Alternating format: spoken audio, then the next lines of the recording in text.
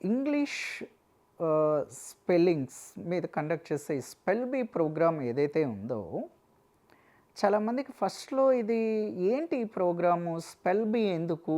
అనే క్వెషన్‌తో మాకందరికీ మొదలైంది.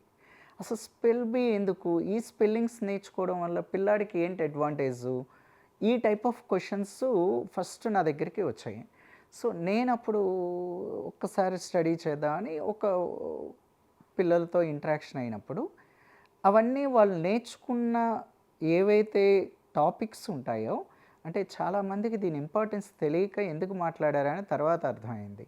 ఇందులో ఇంపార్టెన్స్ ఏంటంటే, మనం ఏదైనా వర్డ్ స్పెల్లింగ్ కరెక్ట్‌గా ప్రొనౌన్స్ చేయగలిగితే, దాన్ని మనం ప్రెజెంట్ చేస్తున్నప్పుడు సెంటెన్స్ ఫార్మేషన్‌లోకి వెళ్ళేటప్పటికి స్పెల్లింగ్స్ నువ్వు రాసే దగ్గర గానీ, ఎందుకంటే చాలామంది పిల్లల్లో మాట్లాడేస్తారు గానీ, రాసేటప్పటికి చాలా స్పెల్లింగ్ మిస్టేక్స్ వస్తాయనేది జనరల్‌గా ఉండే complaint.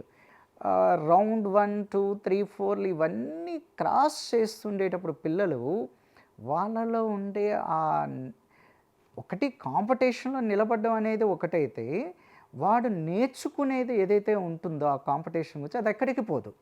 So, English spell be వల్ల వాడికి ఇంగ్లీష్‌లో ఒక్కొక్క ఆ స్పెల్లింగ్స్, వర్డ్స్ అనేవి కరెక్ట్‌గా ప్రొనౌన్స్ చేయడం అనేది, ఎందుకంటే కాంపిటీషన్‌కి వెళ్ళినప్పుడు అవతల జడ్జి అడిగే స్పెల్లింగు వీడు చదువుకునే లాంగ్వేజ్‌కి అది అర్థం చేసుకొని వాడు ప్రొనౌన్స్ చేసేటప్పుడు చాలా వండర్‌ఫుల్‌గా ఉంటుంది. ప్లస్ వీళ్ళు ఆ టీవీలో ప్రోగ్రామ్స్ చూసి అదే ఏజ్ పిల్లలతో వీళ్ళు ఇన్‌స్పైర్ అయ్యి అంత పిల్లలకి ఇంట్రెస్ట్ వచ్చింది.